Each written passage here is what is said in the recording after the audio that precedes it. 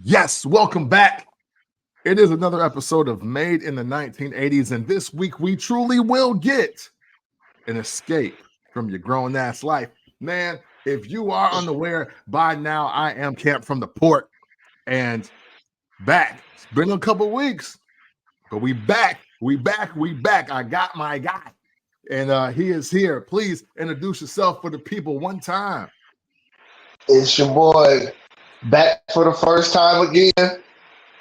Wayne Day, aka Mr. Tired Little Bitch. Hey, I prefaced last episode that I had to do an ISO on as well. That I was like, "Yo, my man Wang's out here working hard." Shout to him because I mean, obviously, in the world, especially of black podcasting, whenever somebody don't show up for a week or two, they be thinking like, "Oh man, they beefing." or like, hey, oh, these niggas really hate each other. And I was like, no, my man, he's just a grown ass man. Like he does a lot of things. Like this ain't all he do with his life, and I'm letting him do his life. but I also will say, you buying it. Like you didn't need me. I'm just an assistant. Hey man, you can get the job done on your own.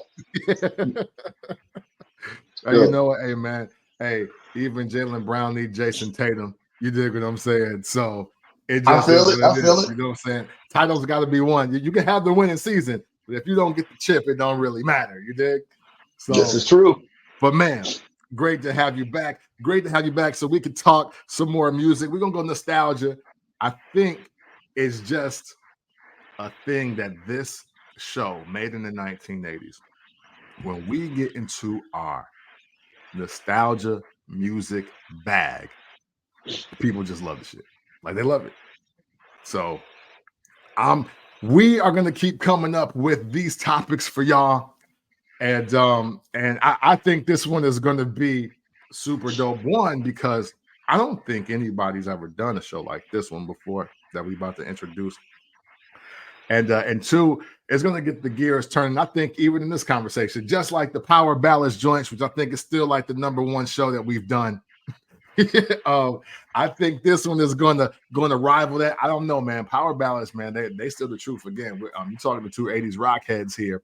So, if that show ends up being the greatest show we ever do, like I'm fine with that. Like I'm super cool with that. Oh man. But this week, Wang, I want to talk about obscure R&B features.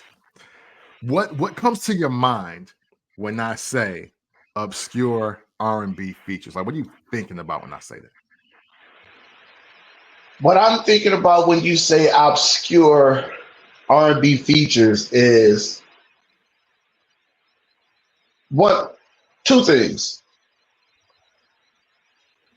Who is he or her? Where were they found? And why are they here? Hey. That is great. That is great because that is I think that is not even I think that's definitely what was the catalyst for this for me. So I'm just gonna run down some criteria for the audience here. Obscure R&B feature, okay? And we're gonna go into the world of hip hop because when hip hop and R&B, first got their real marriage, we were coming of age. Like, you and I were young boys. Actually, we weren't even young men at the time when this first started happening. And one freebie I'm gonna give away is, salute to the legend Father MC. You know what I'm saying? The I'll Do For You joint. I had no idea that was Mary J. Blige when it was. Like, of course, she goes on to be Mary J. Blige, but we don't know that's Mary J. Blige when she, if you do for me, I'll do for you.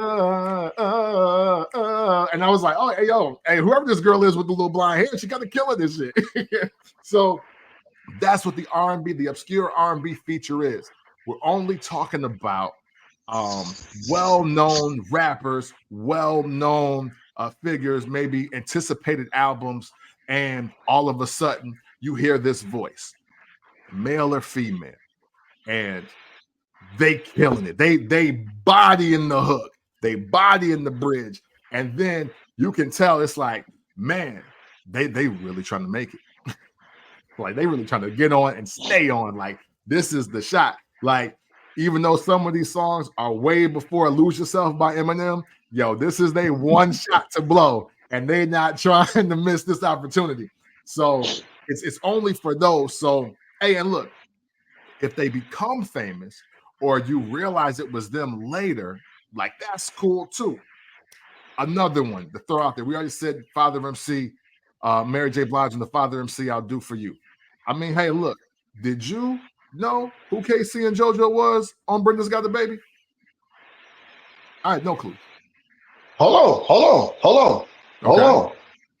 Because that wasn't KC and JoJo on Brenda's Got a Baby. That was Dave Hollister. No. Dave Hollister was on Brenda's Got a Baby. That was Dave Hollister. How do I know? He's my favorite R&B artist. That was Dave. No, don't get me wrong. That may just have been Casey and JoJo doing like the background vocals, but the main voice you heard, that was Dave Hollister. Oh, hey. Well then Dave Hollister. So with that being said, you actually gave one of mine. But yes, if you Google that, like I said, don't get me wrong. It may have been both. Okay. Now when we're talking Casey and JoJo, I'm going Young MC. Was it Treat Them Like They Want to Be Treated? Oh yeah. Treat them like they want to be treated. Yeah. Hey, you know what? Yeah.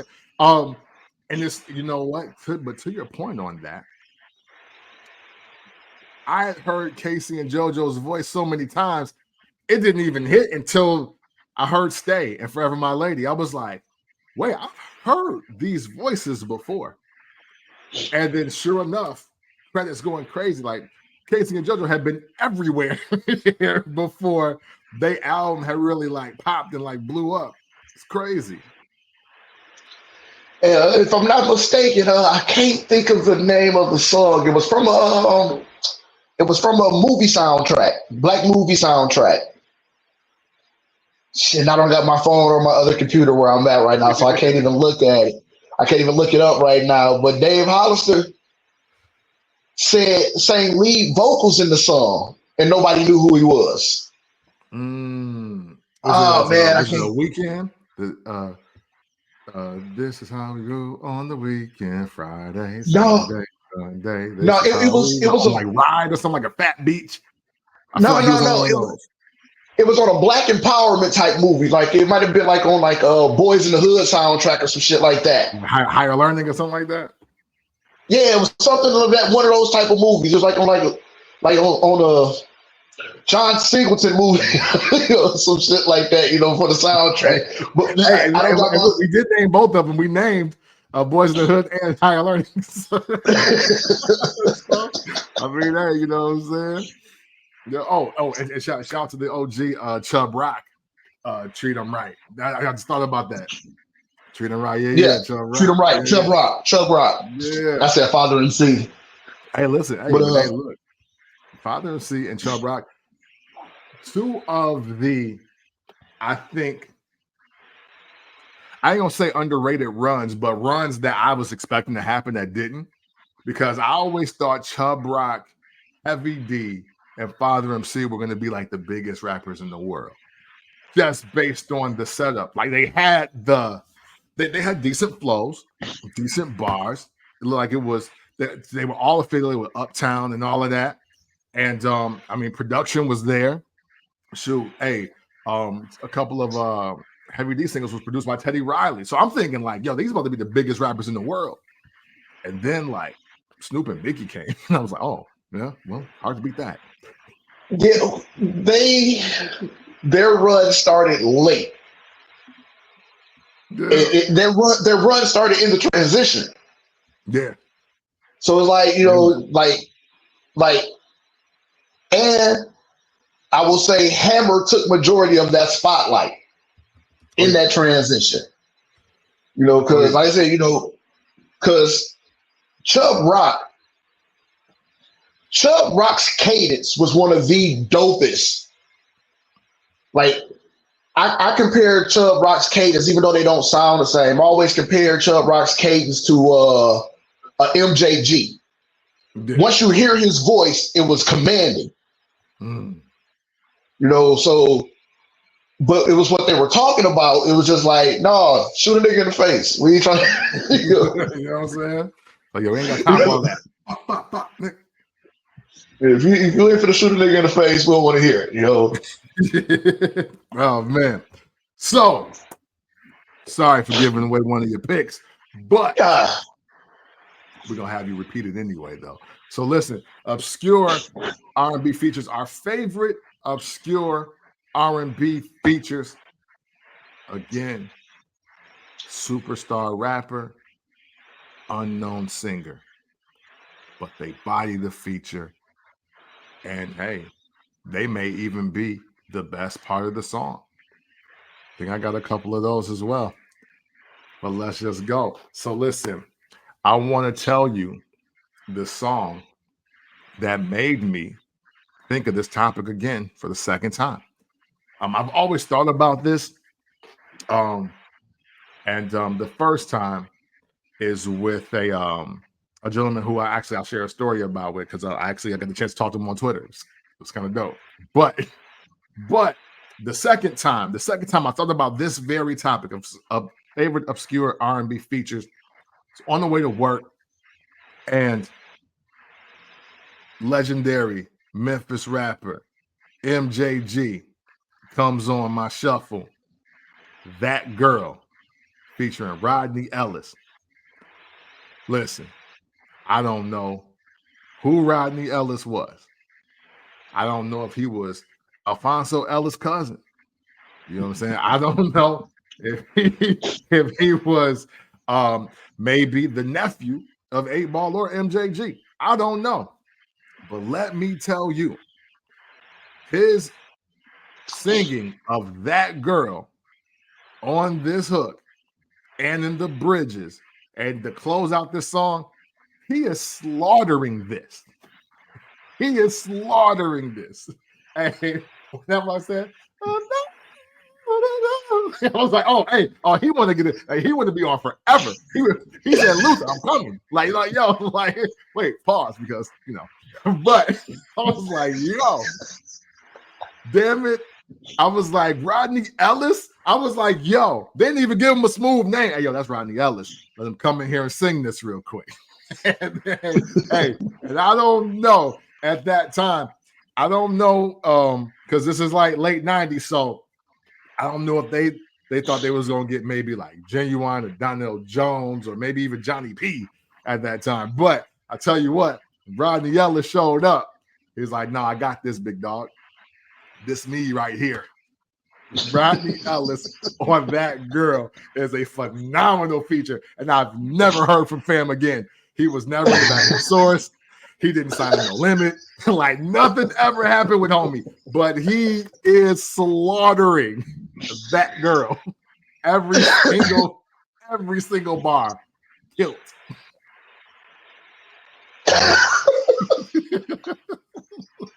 Yeah. Shout out to Rodney Ellis. The fact that you went and found his name. Yeah. Hey, that's a where are they now? Yeah, man. Hey. But maybe he did go on to do big things behind the scenes. We don't know. Right. We don't know. Hey, listen, I'll tell you what. MJG should have brought him out for verses. That's all I know. I was like, at least, hey, yo, he could have came out and did that. Hey, yo, let my man Rodney get that. That girl know that he's up. I was like, hey, let's go.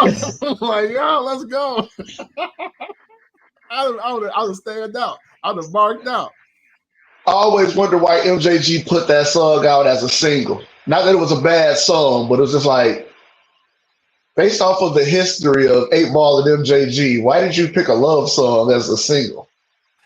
Hey, Y'all, that was y'all pimps, right. like, Hey, you know what I'm saying? Hey, pimps love the hoes too now. They bring in a lot of money. They do what you need. You know what I'm saying? Fried chicken for you. They got skills. You know. okay. Okay, so since you mentioned No Limit, this is actually one of my favorite features, and personally, my favorite part of the song Oh, was his part.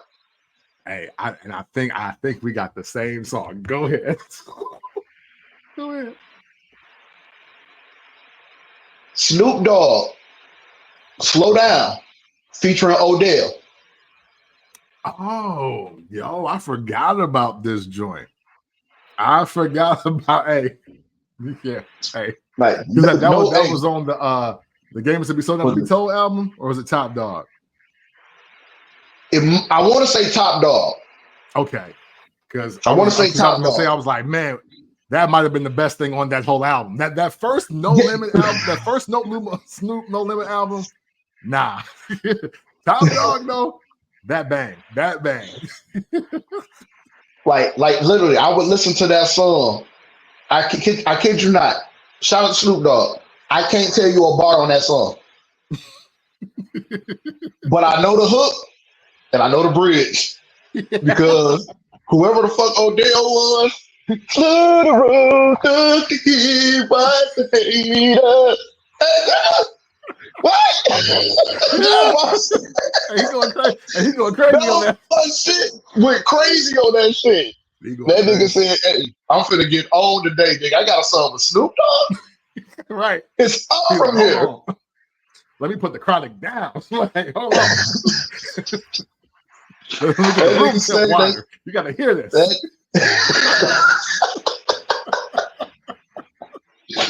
Hey, that young man sang that shit like his life depended on it, man. Man, listen. Hey, awesome pick. We gonna stay with No Limit. I wasn't sure how long No Limit was gonna make the conversation. We gotta stay at No Limit. Shout to Odell. But you know who else needs to be in that No Limit Hall of Fame for bodying the hooks? Because I'm gonna tell you another song, Wayne, that I listened to this literally like in the last 6 months. And this song is garbage. This song is garbage. But Moby Dick is bodying the Bourbons and Lax. He is bodying this shit. Yeah, yo, Bourbons and Lax is so trash. Hey, I just bought a Cadillac. That shit is ass. I'm sorry. But when that beat come on, and then when Moby Dick, this is for the Bourbons and the Cadillacs with the 10s and the 12s pumping in the back. I'm like, hey, you think you about to get a classic? I was like, oh, okay. All right, No Limit. Wood grids with the leather seats. Windows so dark, you need a flashlight to see me. Like, boom! Boom! Get the fuck out of here, guys. I'm like, yo, man. I was like, man, I was like, you know what? I want to hear Bourbons and Lax now that I bought one. And bruh, I'm like, no. My girl and I, we arguing about. She was like, is it really that bad? I was like, you need to hear this shit now with your adult ass ears. Like, boy, did we gas the fuck out of this. We gassed the fuck out of this. We didn't know no better. But I tell you what, Moby Dick came through. And I was just like, yo, he literally, they should have just let him just sing and cut all this other stuff out. Give him another 8 bars. I would have listened to him sing the hook 4 times and the bridge twice. And that could have been 3 minutes. And I would have been like, hey, bet.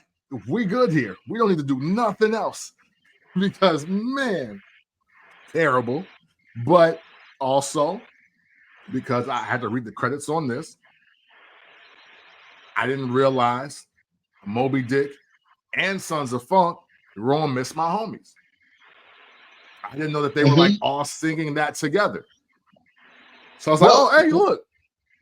Well, if you listen to the one Sons of Funk song that everybody loves, you hear Moby Dick. Moby Dick is, I wonder if I'm not mistaken, Moby Dick is the first voice that you hear. Yeah, hey, you know what? Was it Pushing Inside? Yeah, Pushing Inside. That's the only Sons of Funk song we all know. That we all know. That's it.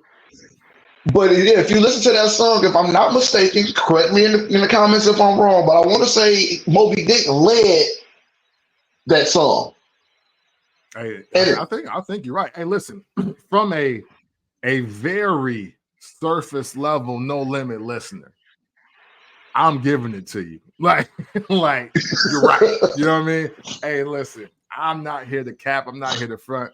When a lot of that No Limit music came out, because I ain't gonna be too disrespectful. When a lot of that music came out, I did not jive with a lot of it. A lot of it was incinerator worthy. A lot of it was I was good. Overly invested. Yeah. I was you and Pro. overly invested. You and Steve Pro were the ones. Hey, Steve, to this day, and I hope he still has it. It has to be like a shrine or a collector's. Steve Pro bought every No Limit album.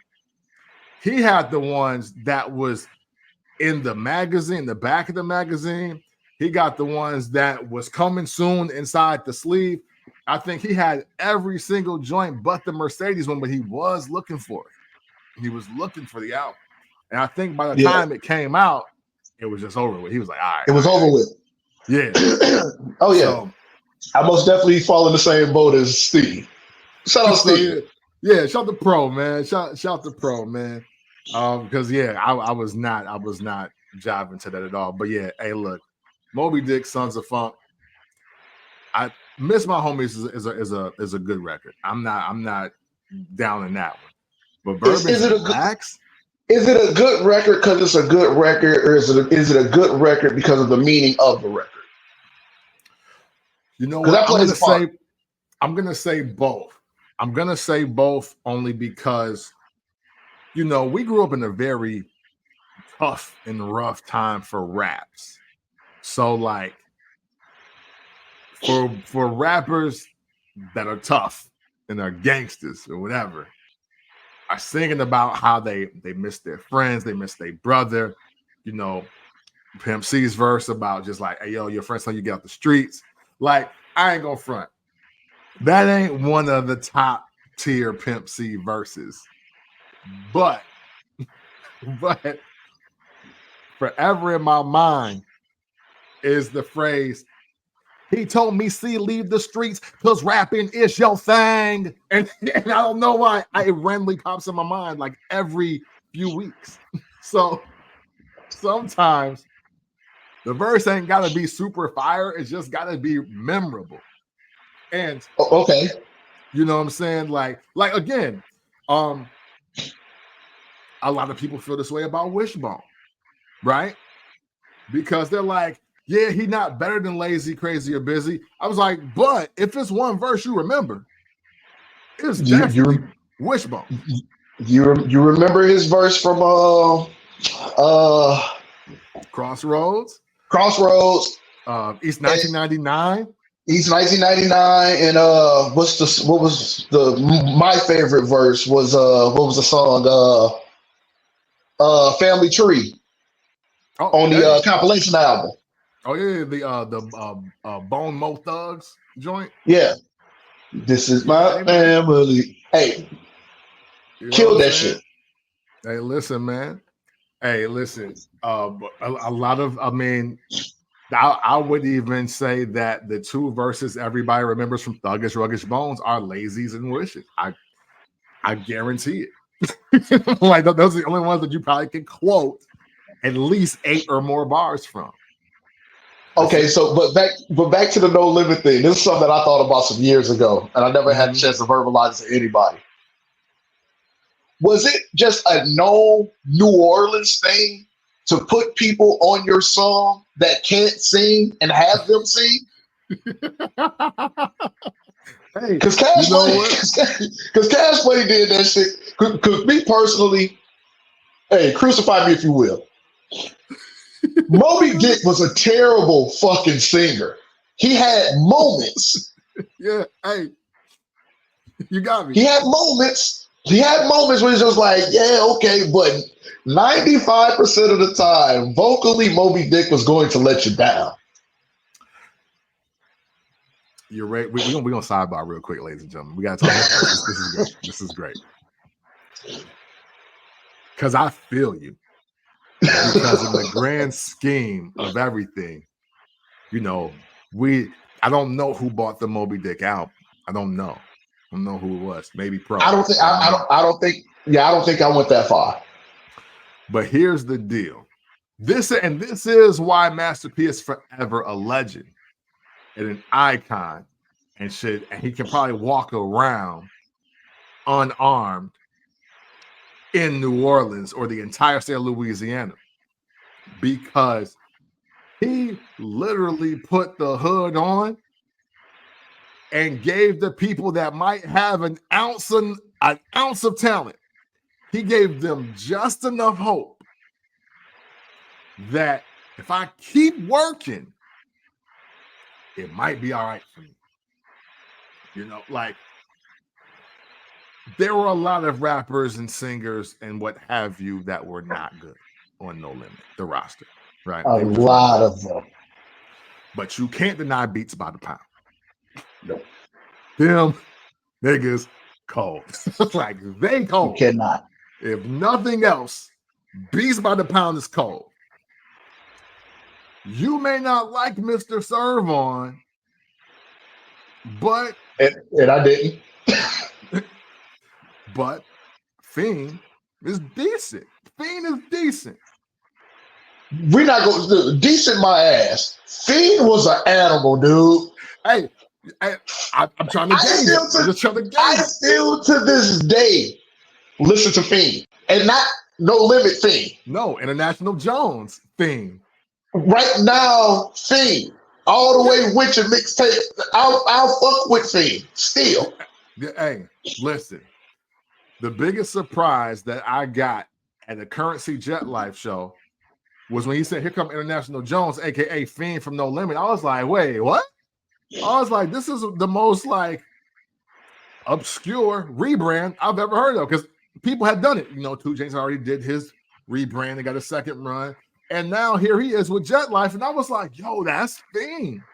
I was like, yo, he's snapping. I'm like, yo, I was like, he's still doing the 1-2. Didn't like Cain and Abel. Mystical. Gangstafied. Yeah, Cain and Abel, Gangstafied. That's where it stops. Yo, but Mystical. And okay, wait, before you go on. And again, was Gangstafied a dope song, or did Beats by the Pound bite the track, which they did, and did Moby Dick carry the twins? Hey, again, hey, listen. Moby Dick is the ounce of talent. It's just like, hey, yo, I don't know what the fate is for y'all. But them, everything around y'all, we got a shot here. We got a shot here.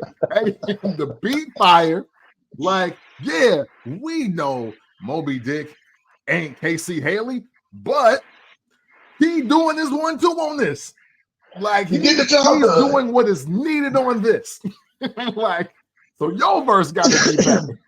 like, that's just how this goes. So, you know, I mean, hey, look, listen, I've never been a fan of Master P rapping. But he truly isn't the worst rapper in the world. And I am also not going to let people rewrite history because their music taste has changed and let people tell me that Silk the Shocker is garbage now. I don't want to hear that. because that's not how people felt in the mid to late 90s. From 96 to 99, people did not feel that way. My biggest issue with the Silk the Shocker slander is they equate, okay, I get why you equate Silk the Shocker to No Limit, and everybody talk about how bad of a rapper Silk the Shocker was. Mr. Servo was 100 times worse than Silk the Shocker. I mean, Mr. Servo didn't even rap. He talked really fucked up intervals of sentences. It's like if it didn't fit, he forced it to fit. Yeah. But he didn't rap. He talked. So, like I said, yes, we sit back today and we listen to some of the shit that Silk the Shocker said and how manic and sporadic his flow was. Stop bullshitting yourself like you was not rocking to that shit. Yeah. I'm not going to speak for anywhere else. We in the Midwest thought Silk the Shocker's Can I Hit It or Let Me Hit It, bro, was a fucking vibe. We danced to that shit every time it fucking came on. When Silk the Shocker when he first dropped the Shocker album, him coming out the TV and the first No Limit album I bought was the Shocker. You're not going, man. Look, I'm not even gonna go deep into this shit. Y'all gonna quit fucking playing on Silk the Shocker's motherfucking cap, man. I'm not going. That's a fact. I start calling names. I start calling names on y'all ass because y'all gonna cut that shit out. Because that is not fair. That man sold well over 2 million albums, and hey, listen. Before they were doing freshman lists, they gave him the cover of the Source. It was like him and DMX and Big Pun. So I'm like, hey, listen, we're not about to rewrite history and act like Silk the Shocker was not the guy. Now, granted, I didn't think he was the greatest rapper in the world, but that like the main comparison that I heard two things about Silk the Shocker when we were coming up. One, this is the lyricist of No Limit. That's what I was told before I even heard the song. I was told he was the lyricist of No Limit. People knew I liked lyricism and wordplay and all of that. So they were like, hey, well, you'll probably like Silk the Shocker the most. And then the second thing I heard, shout out to Hurricane Maine, is that, yo, he trying to be like Mystical. Hey, but I think Mystical cold. I have mine to Mystical. That I bought a Mystical album way before he signed the No Limit. Through Columbia Publishing House or whatever, Columbia House CDs. That's how I got it. Thanks, Mom. So and then when I started to see the contrast, I was like, okay, I get it. He does sound like just like somebody that's in that vein of flow, but like Mystical's timing and wordplay is just better. It's just better. He's just a better, like it's that flow on steroids when Mystical does it. So. Yeah, I don't appreciate. I'm not even the biggest Silk the Shocker fan. I'm definitely wasn't a No Limit fan, but I'm not gonna let y'all step on the legacy of Silk the Shocker. That's just not happening. We're not doing that. Y'all bogus for that. Don't do that. I'm sorry. It's got to be on you by now. I feel like I've been talking a lot because we stayed with No Limit. Yeah, we stayed with No Limit. All agreed. All the singers and Beats by the Pounds are what made No Limit. Crossover or at least stay hotter longer than probably a lot of the rappers should have. So it's on you, my brother. Okay, well let's do I'm not gonna say the other guy's name because Biggie, nope, More Money, More Problems. Sister Kelly Price. Not saying that other guy's name. Not. the Diddler. And shout the Mace too. Yeah, shout the Mace. You know what I'm saying? Kelly Price bodied this though. Bodied it. Then what about a year or two later? Oh, yeah. Okay. I'm not sure what she's doing with herself now. Last time I saw Kelly Price, she was singing secular music at a church event. But Let's go for all the Christian But minglers out there. You know what I'm saying? I'm gonna give me a Christian mingle. You dig? You know what I'm saying? Hey, listen, prayer warriors. Mm-hmm. Heathen or hell, god dang it. Let's go. No, okay. All right. Here we go. Back to obscure R&B features.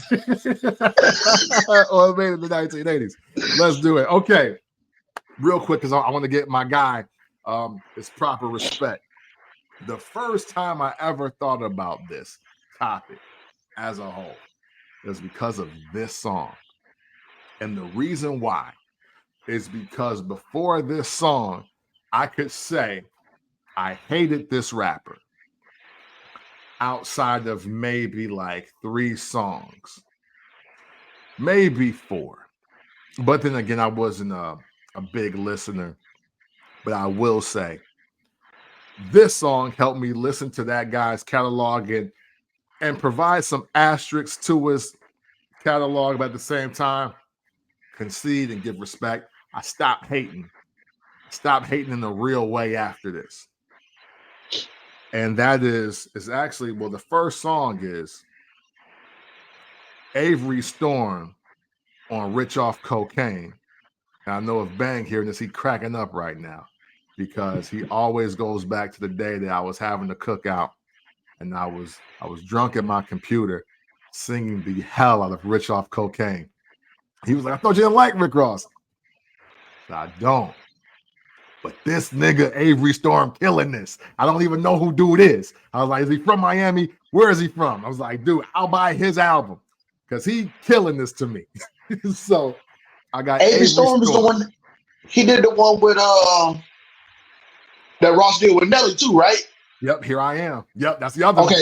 Okay. The A and B selection. Hey, look, if you want my personal opinion, like Avery Storm uptick the sales on Deeper Than Rap. I think that's the album. Like, because though he on both of those, he bodies those to me. And I love the uniqueness of his voice.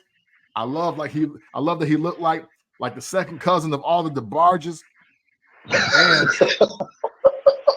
on top of it all, when Twitter first got popped, when I first got on there, I was like, yo, where is Avery Storm? I love Rich Off Cocaine because he on it and the Justice League did the beat. My man liked the tweet and talked to me. I was like, yo, my nigga. I was like, you the man. Where's the album? I was like, I want to hear you do more Rich Off Cocaine. Like, where you doing that at? Where you doing Here I Am? Where you doing the slaps? And I believe he told me that he had some music coming out. I'll be honest, Wang, I don't think it came out. I don't know. I was checking for it. But man, shout out to Avery Storm. Avery Storm, hey, listen, if nothing else, you are the reason why I started listening to Rick Ross albums because I had no idea who you were. But I felt you bodied the 2 singles that you were on. So it made me listen and appreciate his catalog by circumstance or by happenstance, whatever you want to call it. So Avery Storm, Rich Off Cocaine, award-winning performance to me. How you dig what I'm saying? So I got him on this list for sure. I respect that. Yeah, Buddy does. He has a very unique voice. Yeah, and absolutely. I can honestly say because with Here I Am, that's who I was listening for. Ross Nelly wasn't talking about shit. Yeah. Hey, coming on the late night, right? He ain't acting right. Hey, Superwoman needs a Superman. Here I am. Hey, killing that. Yeah, I completely agree with you on the Here I Am joint. Yeah. I gotta double back and listen to that Ross joint. Yeah, man. I know it. It's just not. It's not ringing right now. Yeah, that Miami life. I'm living the life because I'm rich off cocaine. Okay. Cocaine. Yeah. Okay. Shout out to JR Bang too. Hey, that's still my shit, nigga. I don't care. That's the best Raw song ever. All right, I'm gonna give you one that he not only was it obscure, but he went on to be an icon for being obscure. He started off so obscure, became such an icon that he became unobscure. Okay. And he became a legend. You probably think I'm going to say Nate Dogg, but I'm not. No. Legendary Chi-Town, Johnny P. Oh, hey. Yeah, absolutely. Listen. Legendary. We heard Johnny P for the first time. The world heard Johnny P for the first time. Do or Die. Was it Pope Pimp? Pope Pimp. Absolutely, with Twister. And you heard Johnny P on everything. If you needed a hook song in Chicago, you went and found Johnny P. And Ride With Me is gonna be in the hook. It gotta be. Do you wanna ride with me? Hey. That man had a catchphrase. Yeah, hey, listen, hey, and that's why Johnny P is a legend. Rest in peace, because or that iconic whoa. Hey, that iconic run. Yeah, man. Hey, listen, when you hit the wall and the Ride With Me, hey, it don't even matter. Hey, listen, Johnny P flipped Ride With Me like 3 or 4 different ways, and that's why it's genius and classic at the same time. because first it was just do you want to ride, and then it was do you want to ride with me, and it's ride with me, baby. Oh yeah, I was like, hey, we still riding. Let's go. We still motherfucking ride. We still ride. Hey, listen, get in. We ride. That's it. We ride. We ride down Lakeshore. Goddamn, what about him, bitch? Hey. R.I.P. Johnny P, man. Yeah, man. Legend out here, man. Dude. No, I don't think Johnny P even knew that doing that one song. Like, think about it. That song opened up the doors for Twister. Mm-hmm. I mean, of course, themselves. Yeah, for sure. And made Johnny P a fucking legend. Yeah. That one song. Yeah, that one song. I'll tell you what. Matter of fact, I'll tell you this while I answer this question. Because I was having this conversation with my guy Gilbert, who wants to be on the show, by the way. We gotta get him on here. I would say, because he asked me this question. He asked me this question. He was like, "What is the song that is Chicago?" And I was like, Do or Die, featuring Twister, Pope Pimp. I was like, there is no other answer. I was like, I know Kanye sold way more records, but Through the Wire and Can't Tell Me Nothing, it ain't Pope Pimp though. I was like, for literally, so that came out what, 93, 94? Something like that, yeah. So literally for 20 years, while Kanye West is trying to become the man, you go anywhere outside of Illinois and people want to tell you that they on Chicago music, they gonna tell you they know Do or Die featuring Twister, Pope Pimp. That's the song they gonna tell you they know. They was like, yo, we fuck with that Pope Pimp and that D-O. I was like, oh, that P-O-P-I-M-P. They everybody knows it. It don't matter what state, what city, how rural or inner city or suburban it is. Everybody knows Do or Die featuring Twister, Pope Pimp. It is unquestionably, to me, the song that like literally is Chicago. I can't think of another one to even remotely. Yeah. Hey, it's nothing like hey, listen. That song. Yeah, anything close to it is from the group Chicago. Like, like that's it. There is no other rap song that's in this conversation. There is no other one.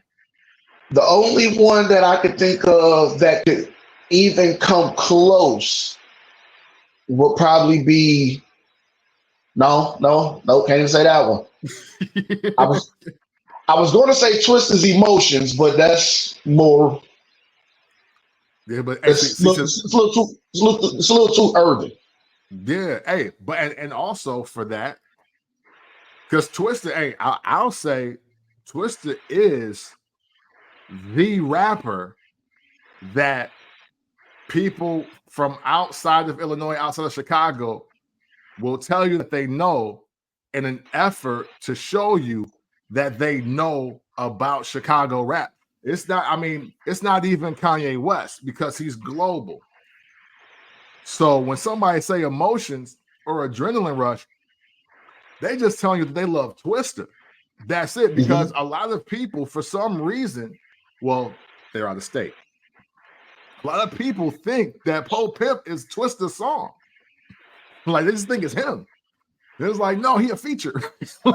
Like, but that, like, Poe Pimpin' and Twista for like decades. And you'd have to be from Northern Illinois or strictly from Chicago to understand that you have to travel. And I don't care if you go to Milwaukee, Detroit, LA, the Bay, you go to Houston, Dallas, you go to Mississippi, you go to Florida, Atlanta, DC, no matter where you go, when people want to tell you or when people want to show you that they on to Chicago music or they on the Chicago rap, hip hop, whatever, they always gonna tell you they know about Poe Pimp and they gonna tell you that they fuck with Twista. That's always been automatic. Automatic. No, like I said, I try to come up with one that can compete, but I can't. Hey, look, it's a rough business, man. It's a rough business. I totally get it. I totally get it. Let's stay. Let's stay kind of like in that pocket of time, though. So you brought up Johnny P. Shout out to the legend. Rest in peace. I want to get to a guy who eventually became famous, became super famous, and became one of the highly regarded producers, songwriters, and what have you in the game. But when this dropped, I had no clue who dude was. And honestly, for me, this kind of kicks it off. For like R&B, like obscure features, or just like, oh wow, who was the dude singing this like that? Like, it becomes one of those for me. So we gotta go. Tila, Show Enough, featuring Ballin' G and Jazzy Faye. Listen, Bang says that this is a praise and worship music. I believe it's a new Negro spiritual. But Jazzy Faye went crazy on Show Enough.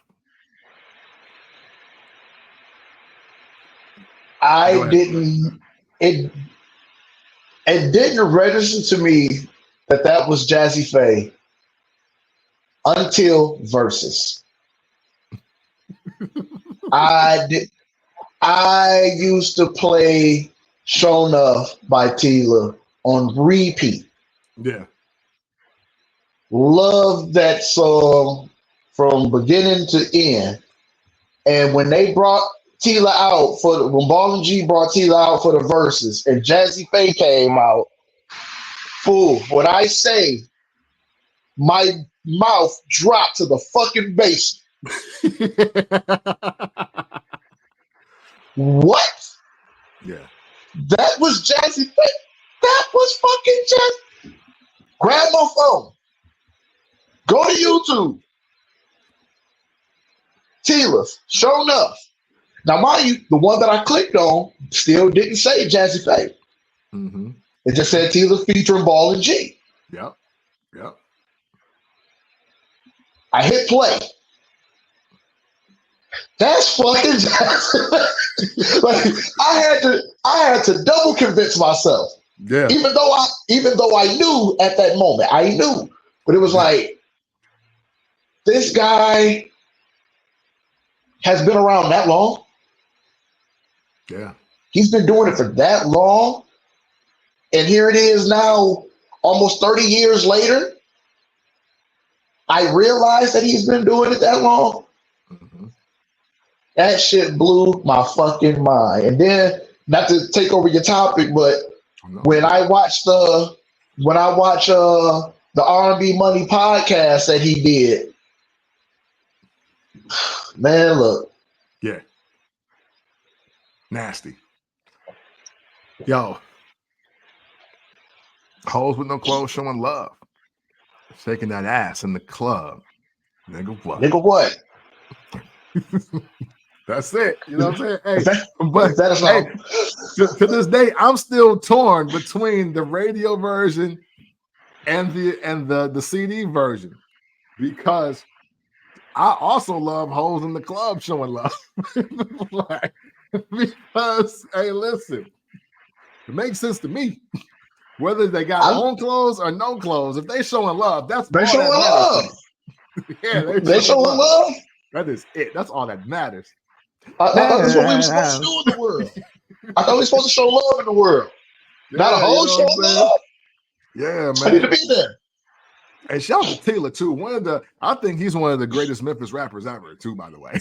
Like, Tila was nice. If you asking me, Tila was super nice. Tila was nice. I think Tila is the young Dro of Memphis. You know what I'm saying? Whoa! You know what I mean? Like, yo, I think Tila's the young Dro of Memphis, man. Hey, listen, he's high on Tennessee rappers. If we're just doing Tennessee rappers list, and like, or just like Southern rappers that didn't go like platinum plus and do it, yo, I got Tila very high, very high. So, okay, I don't know his name. I don't know his name. Okay. Since we talk in Memphis, this one just popped up in my head. Player Fly. Nobody needs nobody. I don't know who he was, but that man sang his motherfucking heart out. Yeah. Hey, listen. He was trying to get off Section 8 immediately. Like, he was going through it. What's the new thing the kids saying? Motherfuckers rapping like the rent was due? No, nigga, the rent is motherfucking due, nigga. I need to make sure. Yeah, hey, it was past due. He was 3 days late, and he knew the fine was coming. So he was like, yo, hold up. Y'all not gonna take this from me. Oh, shit. I don't know who I don't know what buddy's name is. And I ain't got my computer on my other phone to even look it up. But the man that sang on Player Fly, Nobody Needs Nobody, hey, man, he had a point to prove. He proved it in my book. Man, he proved it in my book. Man, listen. Hey, that is, hey, listen, and see, that's what this show is about. People like my man that was like, yo, you don't know me? You don't even know why I'm here. But fam, I need you to know that I really want to be something. Like, so right here is the moment. Hey, look, they gon' put the eviction notice up. I know this. It's like, but dog, I gotta go in right now. So yeah, so shout out to whoever fam is. We see you, dog. I hope it worked out for you. Whatever it is. We most definitely recognize you. You dig what I'm saying? You know? Because I always compared, I guess I'm gonna give you a double, because I always compared which guy sang the hardest to prove the point. It's between Buddy on Player Flies, Nobody Needs Nobody, and whoever the guy was on Gucci So Icy. Oh, Yeah, hey. Dude, Gucci, do you still talk to this not guy? having him come out for verses either. They bogus.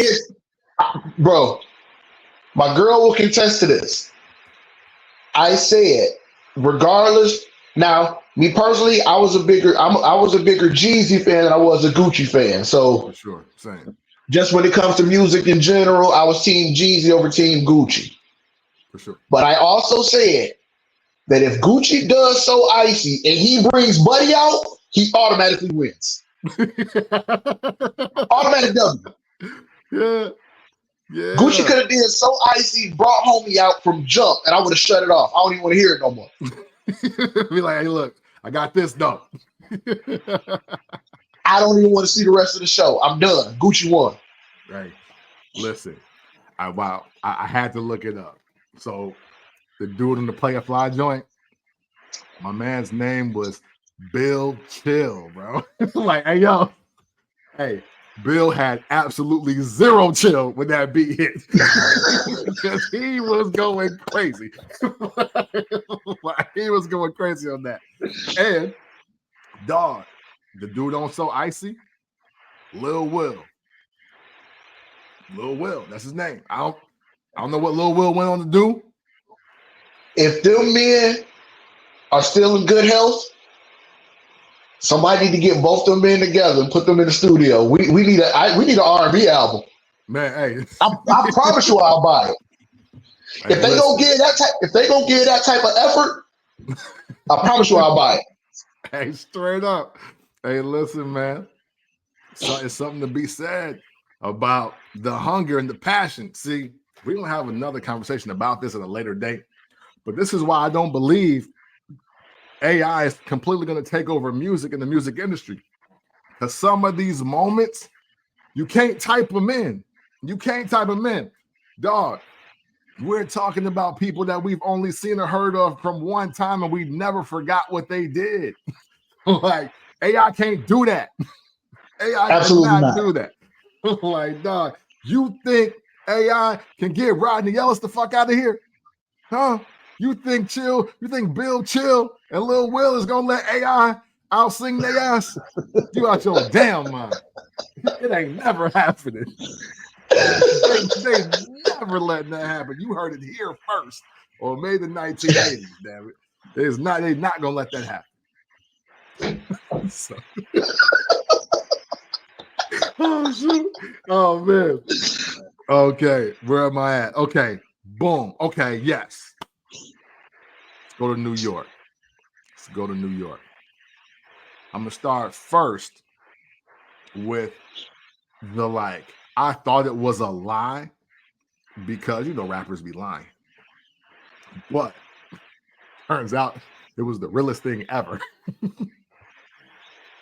I gotta go. And this ain't I didn't know who they were. It was just I didn't know they were on this. Because I never bought one of their albums. So this was just like, yeah, all right, he got them on there. Okay, cool, whatever. But I'm going Ghostface Killer featuring Raekwon and Capadonna with the Force MDs on Daytona 500. Yes, ladies and gentlemen, at the beginning of the song and on the hook, that's the Force MDs. Yes, Tender Love Force MDs is singing on Daytona 500 on Ghostface Iron Man album. That blew my fucking mind. I did not know that. I was like, all right, wait a minute, dogs. Like, wait, that's them? Like, that's the Force MDs? That's Tender Love. That's them. And they was like, yeah, that's the Force MDs. I'm like, wow, crazy.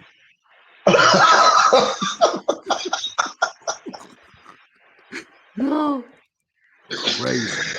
Hey, Iron Man, wow for that shit, though. Hey, yeah. No, I did not know that. Yeah. And it's like, I'm thinking, Force MDs, I'm like, hey, I know something they did. And then sure enough, like, I forgot what I watched. It might have been one of the anniversary edition interviews or something like that of Daytona 500. And I happened to read the credits. I was like, wow, that really do say the Force MDs. Like, that's crazy. Like, yo, he did it. He did it. He did it. Nah. that was new for me. Yeah. Hey, so there you go. It's all you, okay, the one that I know everyone knows. And when I say everyone, I mean everyone.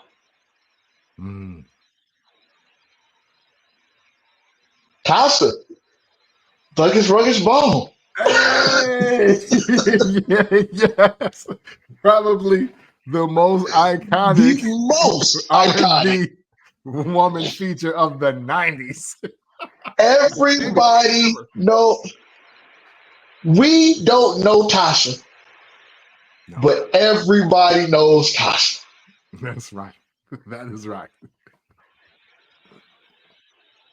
I've seen videos of people saying that they were Tasha. It's never been the same woman, so I don't know which one is her or if any one of them is her. Right. But everyone knows who Tasha is. Yeah, absolutely. I always wondered, did she throw that in there on her own accord? Or did they ask her to plug herself? Hey, listen. Because the other part of the song that everybody knows is Tasha. Hey, listen, because Cleveland is definitely in the house. Cleveland is definitely in the house. But before we get to Cleveland, you got to know it's Tasha. Hey, look, it ain't Tasha Bone. It ain't T-Bone. Nigga, it's Tasha. Like, yo. Body, corpse, casket, urn, done. It's over with. Like, yo. It's two things we know about Tasha. Her name and where she's from. That's it. But the world knows Tasha. Man, listen. And I ain't even gonna lie to you, Wang. When I realized she wasn't on the second album, I was a little hurt. I was like, yo, y'all did East 1999 without Tasha? Like, what we doing? Like, they got Tasha on nothing? Like, yo, that's crazy. With the verses. I didn't get a chance to see the Bone Thug 3-6 verses. Yeah. Did they bring Tasha out? No Tasha. They would have won. Hey, listen. If they had brought out Tasha, pull the curtains. We done. Let's just go home. Yeah, I mean, hey, listen. Because I tell you what, that would have been the only thing that saved them. Because I'm going to tell you like this, Wang. I know everybody want to talk about the bottle throwing in the fight. But for me, when Crunchy Black started gangster walking with the ski mask on during Who Run It, they lost. I was like, oh, this is the greatest moment in Versus history. Like, we got Crunchy Black gangster walking with a ski mask on indoors. Like, this is the illest thing I've ever seen in my entire life. 3-6 Mafia has won Versus, and it ain't even close. So, for me, Tasha was the only thing that could have saved Bone Thugs and Harmony in that Versus, because, yo, once and then once I think it was DJ Paul that was hyping up Crunchy Black, and he was doing it, he was hitting that jig. I was like, oh nah, he got the ski mask on indoors and he gangster walking. This is a wrap. Like, I don't want to hear nothing else. Like, you gotta bring Pac out at this point because you lost. You gotta do Thug Love. You gotta bring Pac and Biggie back to win. Yeah, and y'all need to step to the side. And Pac need to walk out because, y'all, you're not beating that. You need to do Notorious Thugs and Thug Love. Goddamn it, city. Hey, hey, back to back. And you need the feature. Well, yeah, we got a medley. You need the live feature. Goddamn it. You're right. Yes. Straight up. Well, they were gonna have Mama come out and start rapping. Hey, listen. Hey, look, because look, if Miss Wallace was hit, armed and dangerous. I was like, all right, okay, all right. Y'all got me. Well, Little Wallace came out here and said, spit your game, talk your shit, grab your gat, call your click. That's what she said. I was like, okay, we're done here. So the lights off. House lights. All right, we out of here, bro.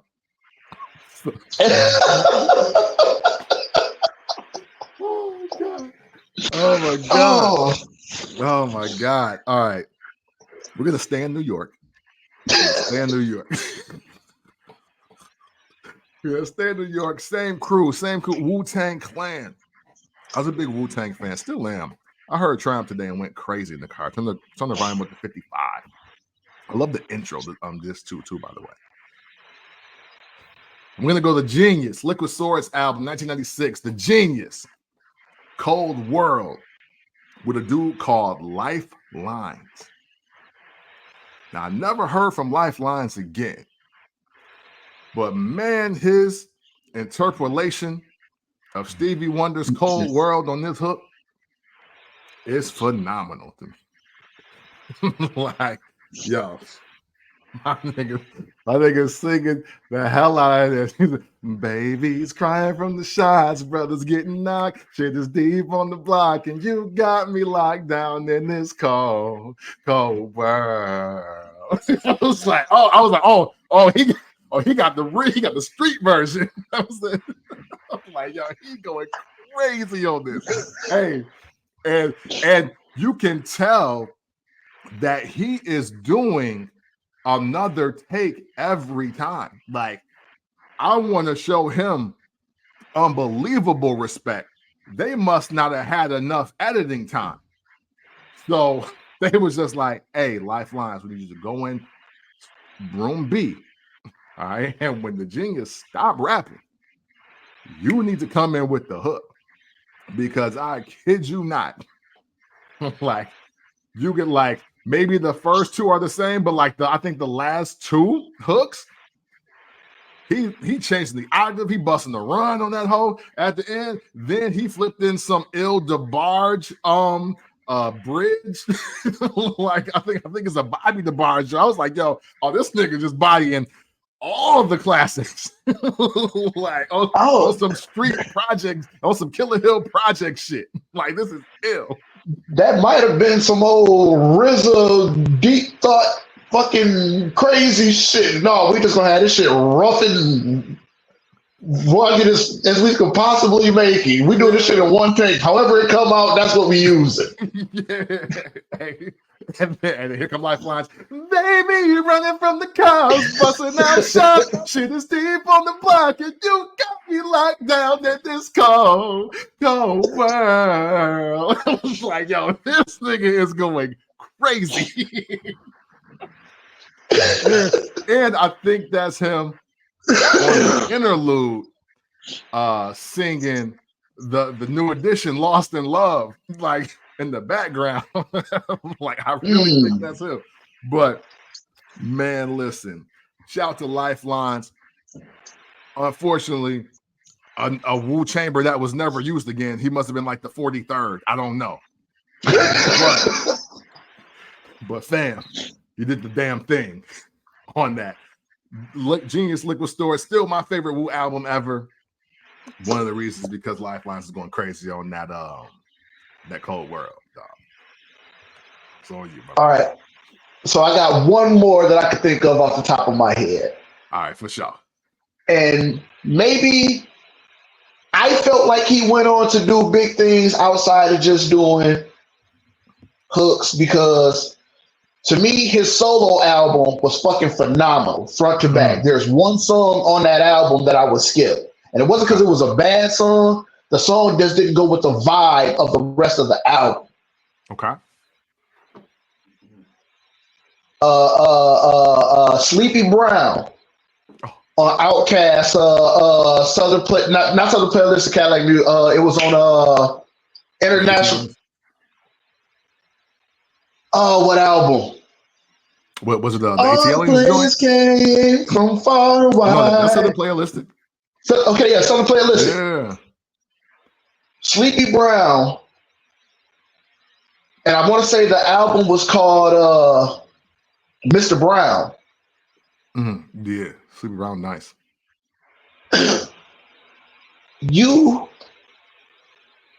If you're anything like me, I love 70s, 80s, and 90s R&B. Mm-hmm.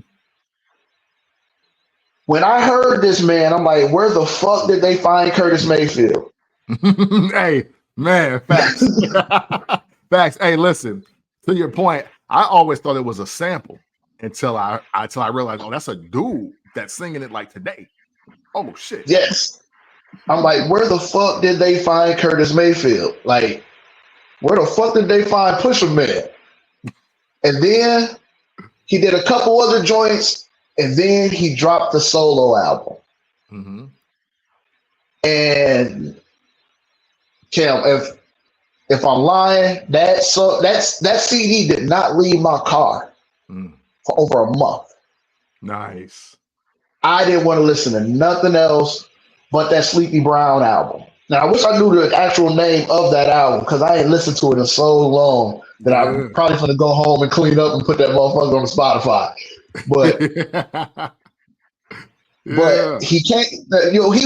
He was just that smooth ass voice that would just slide in every now and again on an Outkast joint. Yeah. And I want to say the song. So I want to say on the video that he actually appeared in, they didn't really show his face outside of it being like in a dark room. It's kind of shadowed. So when they did the song, when he did the song, I Can't Wait. Yeah. I'm like, oh shit, that's him. That's who that was. Yeah. And I've been fucking with him ever since. Hey, shout out to the legend Sleepy Brown, man. Like, yeah, hey man, listen, Organized Noise, Dungeon Family, like everything you said. Everything you said. I know that when a lot of times we speak about Atlanta and the music scene, and even when we speak about the Dungeon Family, we immediately go to like Outkast and specifically CeeLo.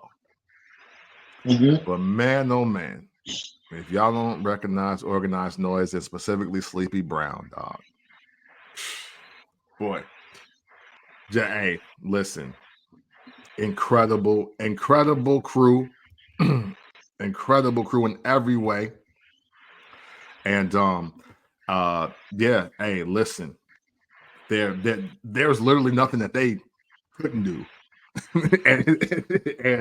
and I think if you just read credits, you'll find it out.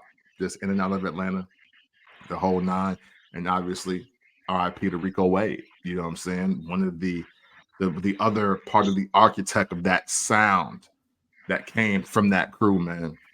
Phenomenal. Sleepy Brown, phenomenal. That's all I got. That's all I got. Yeah. Fucking love Sleepy Brown. Absolutely. So, man, I got quite a few more I just want to mention. All right. Okay. Because and one of them, I'm so glad you said this because you actually put me on. I always forever I thought it was Casey and JoJo only on Brenda's Got to Baby. So I gotta go back now, even though I had heard him but didn't realize I heard him, because the album I'm about to reference, didn't know he was on this until I read the credits. But I got Dave Hollister, who is in my top 5 singing voices ever. So you and I be here on that. You know what I'm saying? Yeah. Superman Lover 4 on Redman's. Yeah, buddy. He was a part of what were they calling themselves? Def Squad. He was a Def Squad because and Ghetto Hymns is a Def Squad album produced primarily by Eric Sermon. Okay, and I remember the song that I said it was one of those songs where it was like black empowerment type song. It was called Spirit. Spirit. Yeah, he was the lead vocals on that too. Okay, but back to you. But yeah, I forgot he was part of Def Squad. Yeah, Dave Hollister. I had no idea that he was the guy. Like he's singing on My Man's on Eric's on the Keith Murray's album, the Enigma album, 1996. He was the Weekend was produced by Eric Sermon. I think that was like again on like Ride or like Fat Beach or whatever. Then he on Superman Lover 4. I was like, yo, why dude sound familiar? And then randomly, my mom is still playing the first Blackstreet album. I was like, yo, wait a minute. Is that Dave Hollister too? So, like, yo, so yeah. Hey, listen. And then now here I learn since the early 90s, all right, Dave Hollister been bodying everything. But yeah, even though Superman Lover 3 is my favorite as far as the raps go, I love the very intricate but powerful hook that Dave Hollister puts on Docs the Name 2000, Superman Lover 4. Incredible feature. And then I realized I knew Dave Hollister the whole damn time. Just seems to work out that way. Another guy. Let's stick with the same realm, same crew, same everything. Well, not really a crew because, you know, I think they kicked Dave Hollister out. I think Chauncey kicked Dave Hollister out of Blackstreet, I believe. I don't know. But another feature that didn't realize this was who it was because, you know, success is it just goes like that. No, matter of fact, hold on. I could be dead wrong. I think this came out before the second album comes out. Tupac Do for Love. Eric Williams. Eric Williams sounds like somebody that we grew up with, Wang. But you know what? You know who else Eric Williams is? Eric Williams is also the dude that replaced Dave Hollister in Blackstreet. So for the next 2 albums. Like, I was like, yo, I feel like I've heard dude before. Here comes Next Level. And I was like, wait, Eric Williams? I was like, not the ugly nigga from the Celtics, right? Eric Williams. and then I'm like, yo, he killing this. I was like, yeah, no, Don't Leave. That's dude. Like, that is dude from Don't Leave.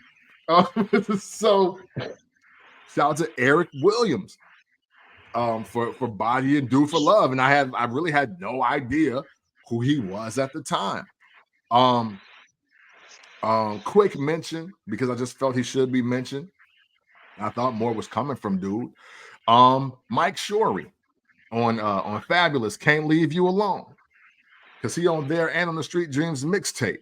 I thought Fab was gonna set Mike Shorey up to do a few things because he was in a couple of videos and everything. I think they had like a real budget for dude.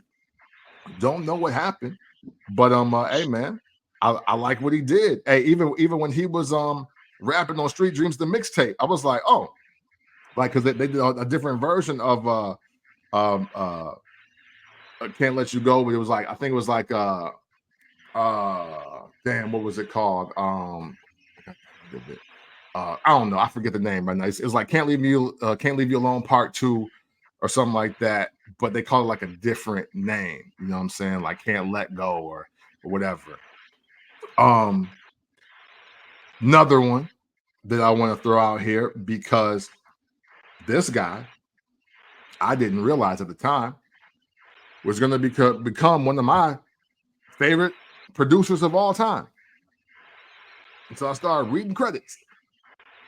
Now I'm going to go to Common's album, Like Water for Chocolate, which I still think is the best album, even though I know people will say B because that's the one that you know or you bought. And Kanye West produced it, so it makes sense. It could be number 2. But I'm going to go Nag Champa, aka Aphrodisiac, because Jay Dilla produced the record and sung on the hook. Didn't know that either. Yo, it's again, Jay Dilla was phenomenal. I learned so much about Jay Dilla from between the Tribe documentary and his own documentary. And I was just like, oh, wow. So when we have our producers conversation, I'm gonna save these for you and Dub.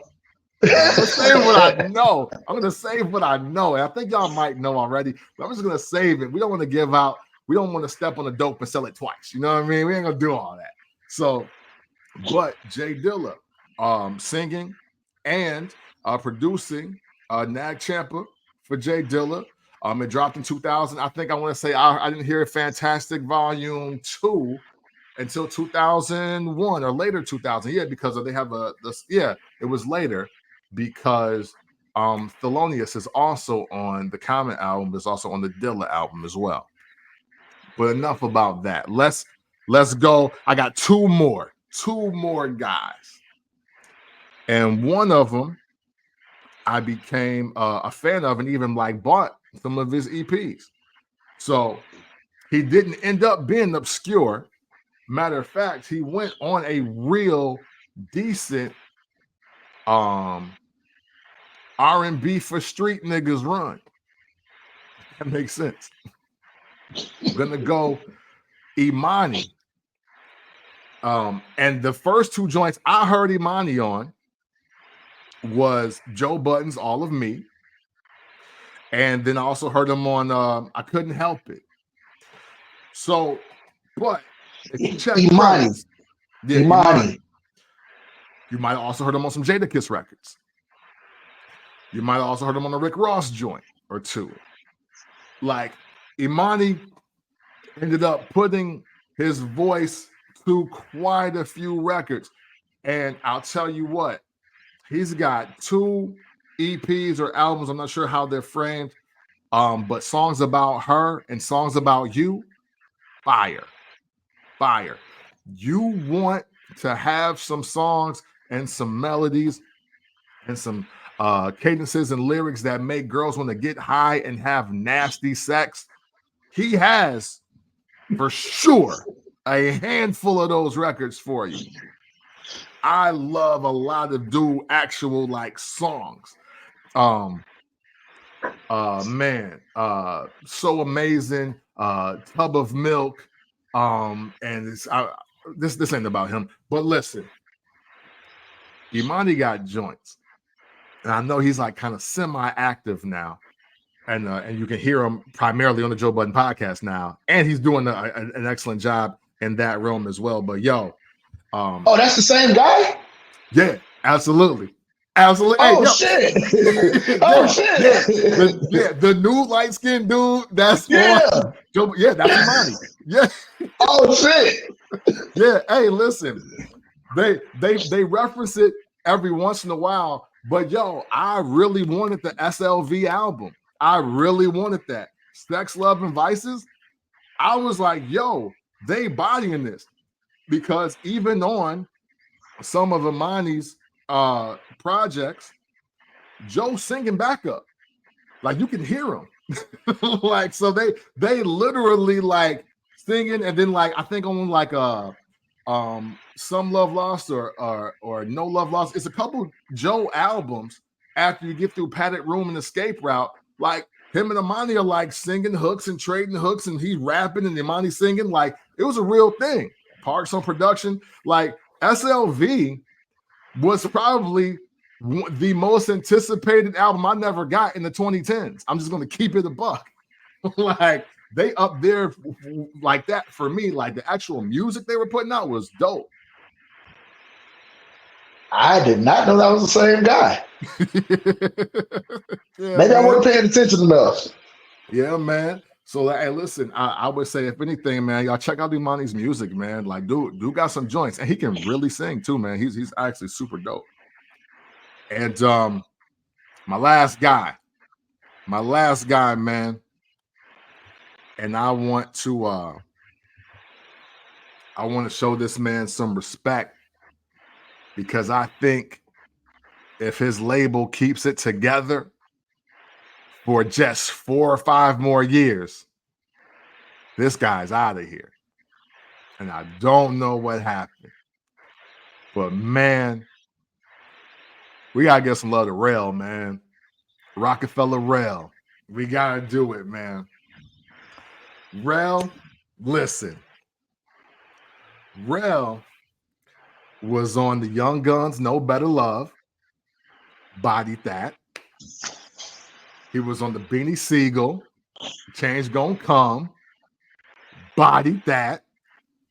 Then he's got more hooks, but listen, another one, when he finally got his own song and they put Kanye and Consequence on it, Real Love, which I have the download version. I tried to buy it on iTunes. They didn't have it, so I went and bought it and I downloaded it, so I got it illegally.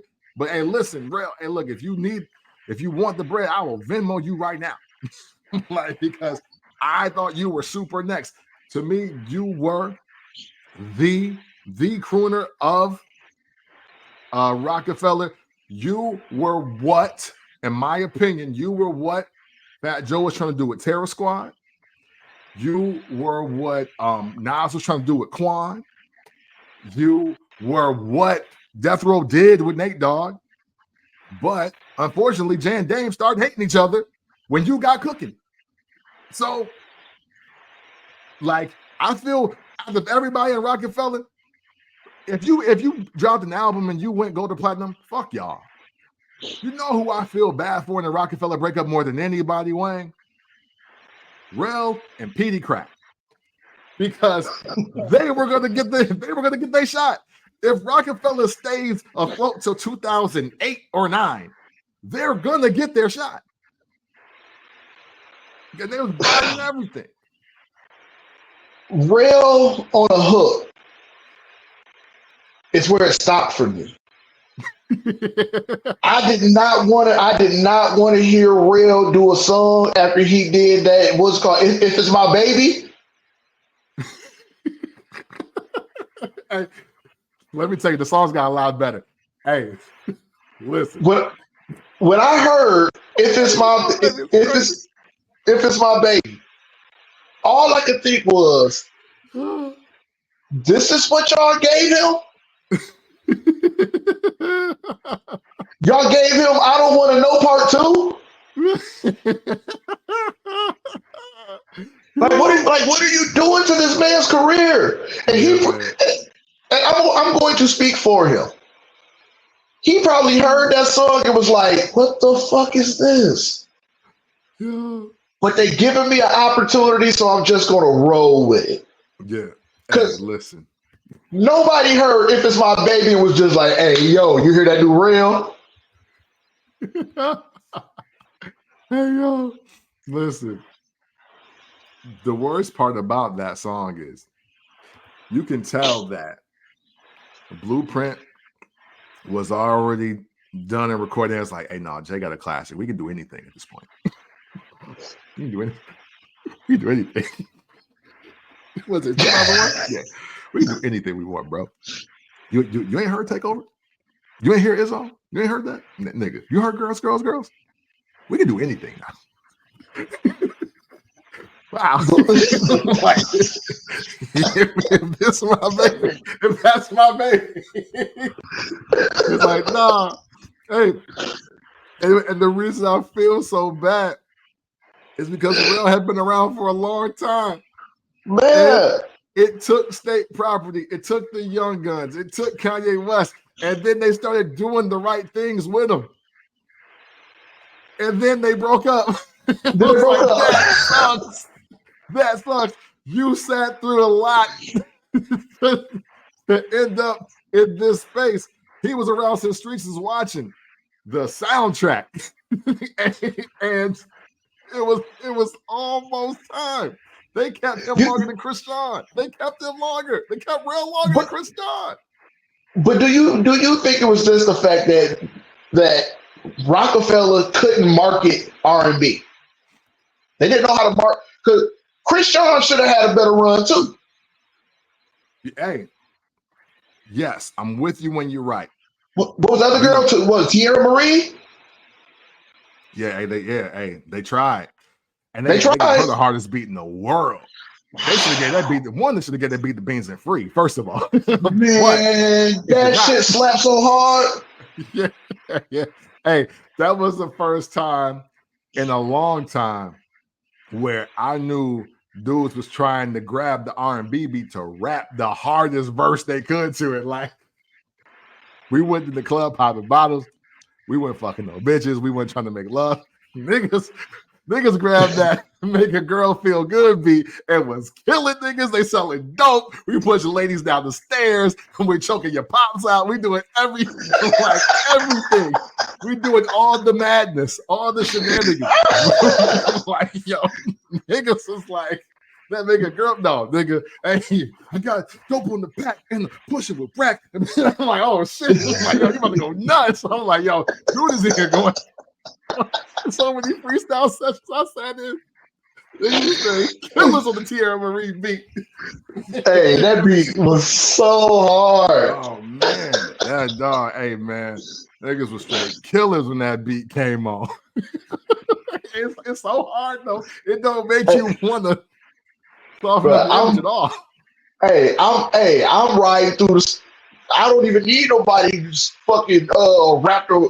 I'm riding through the hood with the 20s, the 212s in the back, goddamn shit, with the 500/1 and the 300/4 pushing the mids of highs with the fucking volume to the max. Boom, boom, boom, boom.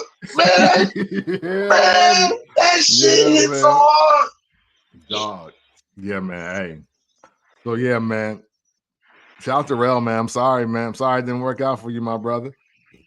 But I will say again, when they finally got it right, it was over, unfortunately. Because that real love, it's Rel, Kanye, and Consequence. And matter of fact, shoot, they flipped. Kanye flipped Electric Relaxation. And they got they flipped Electric Relaxation and they rap on the end of it, but they gave him nice pocket look. 4 to 8 bars of actual singing hook. It definitely was a joint. I was like, I don't remember this being on any mixtape. Like, this ain't on Touch the Sky. This ain't on nothing. Like, what they gonna do with this? It wasn't on Consequence album. It wasn't on nothing. I'm like, yo, I need to get a copy of this. But yeah, man, unfortunately, that's the time. It's the time of the record industry. And of course, you know, just friends becoming bitter enemies in business, I guess. But man, that is unfortunate. But I think that's it. That's it. We ran through everybody that I definitely had. I couldn't think of any more. You know what I'm saying? Favorite obscure R&B features. Hey, listen, I'm sure we might have missed some, or maybe some people that y'all didn't know at real time. I love what you said about Nate Dogg. I don't count Nate Dogg only because the first time I heard him was with Warren G. It was like their debut single was the Above the Rim soundtrack. So really, I never heard Nate Dogg without Warren G, and they have never not been famous. Okay, yeah, you're right. You know what I'm saying? I'll tell you who I did love now that we're talking about it. So I got one more then. The man Butch Cassidy. I forgot about Butch Cassidy. You know what I'm saying? On that east side with that G'd up. I stay gangstered up because it's just still in me. Yeah, he was going crazy on there. And he on Lay Low. He on there too. I'm like, I ain't for games. Yeah, I forgot about Butch Cassidy. Yeah, hey, Butch Cassidy was nasty. He went crazy. So yeah. So hey, yo, salute to Butch Cassidy as well. Hey, yo, where your album at, nigga? I want to maybe contemplate drive-bys to some soul music. Where you at? Why not? You know Motherfucker not. You know what I'm saying? Hey, that's what they used to do in the 60s. It wasn't no hip-hop. There wasn't no Curtis Blow or Sugar Hill Gang. You had to gun somebody down to the Isley Brothers. You know? So, hey, look. So, hey, listen. Got the revolver out. Bah, bah, bah. Oh, I got work to do. Hey, yo. Getting shot just for the love of you is crazy. But Man. or work to do. Or hey, we're looking at you between the sheets, man. He's lost. Oh, He's diabolical. Yeah. But think about it, of terror. Hey, but that kind of makes sense though, man. Look, I'm finna go do some real violent shit. So to take my mind after the shit that I just did, I ain't gonna make love to a woman.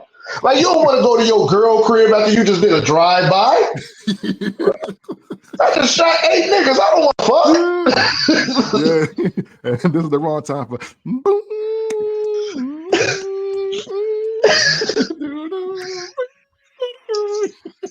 Hey, that was setting the mood prior to setting the mood. Yeah, man. It makes sense to me. Hey, listen. Good thing you in this era.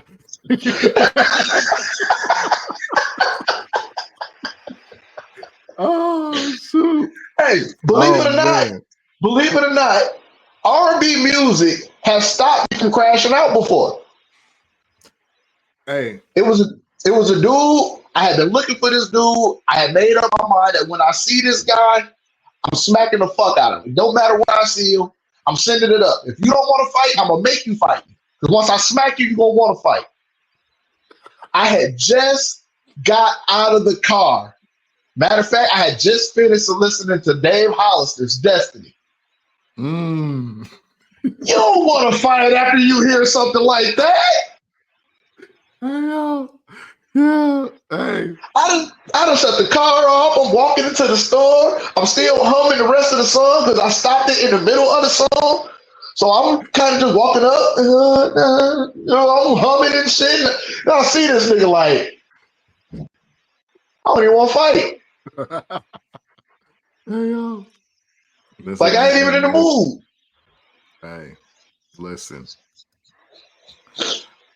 Thank God, whoever you are, you better thank your lucky star. Chicago '85 came out. Matter of fact, nigga, download it because you know who you are. Because it was almost over for you.